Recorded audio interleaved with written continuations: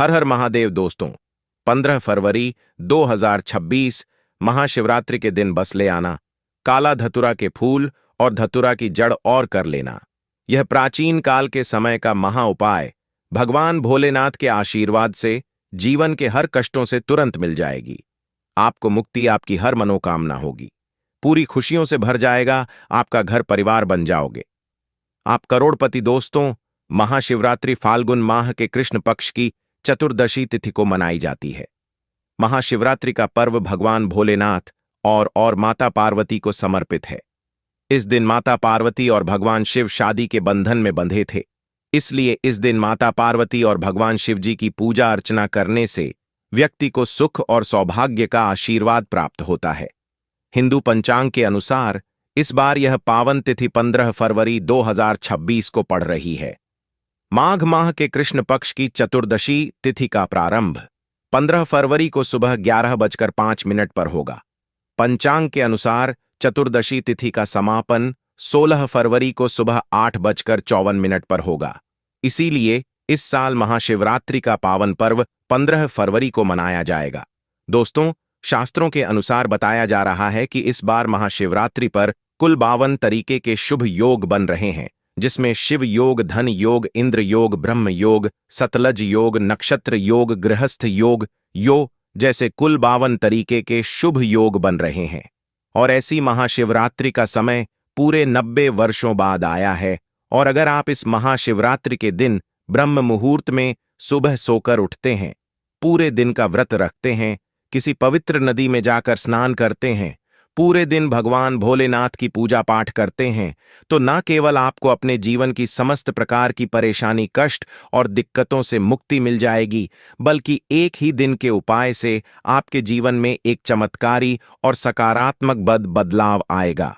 आपके घर की बरकत होगी, आपके घर की उन्नति होगी, आपका बंद पड़ा व्यापार चल पड़ेगा, आपके जीवन में धन आना शुरू हो जाएगा। आपकी कैसी भी मनोकामना हो, वह एक ही दिन की पूजा पाठ उपाय से अवश्य ही पूरी हो जाएगी।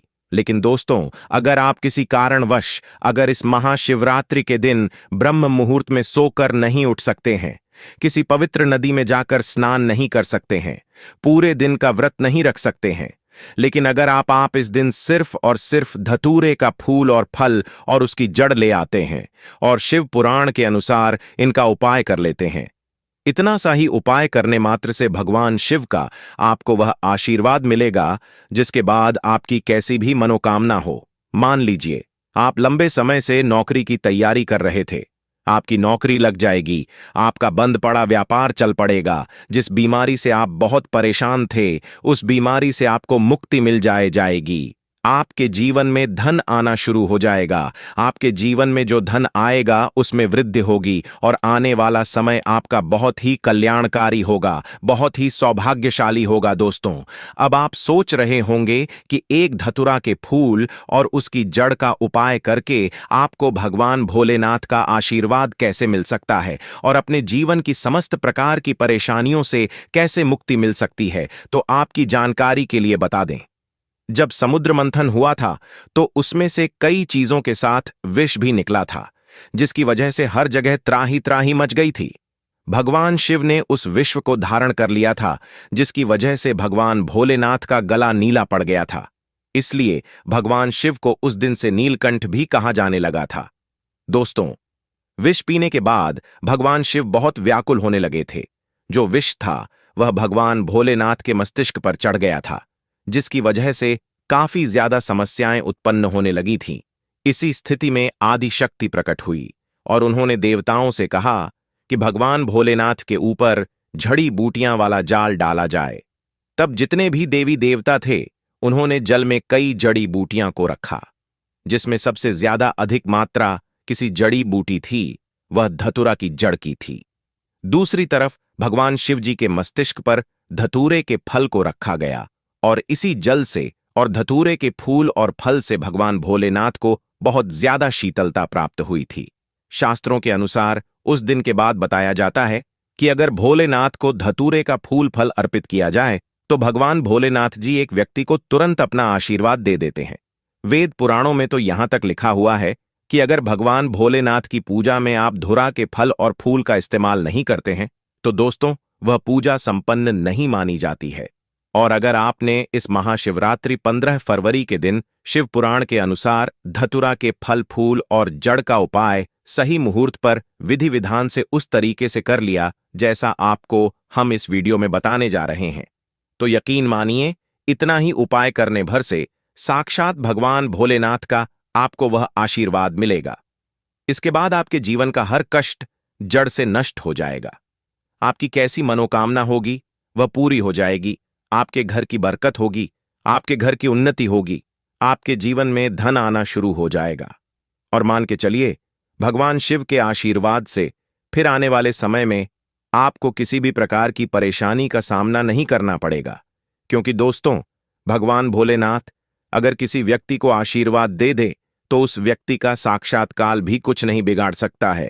इसीलिए अगर आप चाहते हैं कि भोलेनाथ जी का आशीर्वाद हमेशा आप पर बना रहे, भगवान शिव जी की कृपा से आप अपने जीवन में बहुत ही उन्नति करें, बहुत ही आगे जाएं, तो दोस्तों पूरी सच्ची श्रद्धा और पूरे विश्वास के साथ इस वीडियो को लाइक कर दीजिए और कमेंट बॉक्स में लिख दीजिए AUM नमः शिवाय, हर हर महादेव। सबसे पहला उपाय जो आपको हम बताने जा रहे हैं वह है मनोकामना पूर्ति का महा उपाय। दोस्तों जैसे कि आपकी कैसी भी मनोकामना हो, अगर आप चाहते वह मनोकामना एक ही दिन के उपाय से पूरी हो जाए तो सिर्फ आपको यह करना है कि 15 फरवरी महाशिवरात्रि के दिन सुबह अच्छी तरीके से नहा लेना है, सफेद कपड़ा पहनना है। भगवान भोलेनाथ को सफेद रंग बहुत प्रिय है। आपको एक तांबे के लोटे में जल लेना है और एक धतूरे का फल लेना है। आपको भगवान भोलेनाथ के मंदिर जाना है। सबसे पहले आपको शिवलिंग पर एक लोटा जल अर्पित करना है। उसके बाद जो आप धतूरे का फल लाए हैं उस फल को शिवलिंग के ऊपर की तरफ आपको रख देना है, जैसा वीडियो में आप देख पा रहे हैं। उसके बाद आपको भगवान शिव के बीज मंत्र का जाप 108 बार करना है। भगवान भोलेनाथ को यह संख्या बहुत प्रिय है। बीज मंत्र है श्री शिवाय नमस्तुभ्यम। दोस्तों हम मंत्र फिर से रिपीट कर दे रहे हैं, श्री शिवाय नमस्तुभ्यम। उसके बाद आपको अपनी मनोकामना बोल देना है। सिर्फ इतना उपाय अगर आपने इस महाशिवरात्रि के पावन दिन कर लिया, एक ही दिन के उपाय से आपकी कोई भी मनोकामना होगी वह पूरी हो जाएगी। दोस्तों इस उपाय के बारे में शिव पुराण में स्पष्ट लिखा हुआ है, जिसको अगर महाशिवरात्रि के दिन किया जाए तो यह उपाय कभी खाली नहीं जाता है। और इस महाशिवरात्रि पर बहुत ही बेहतर तरीके के शुभ योग बन रहे हैं।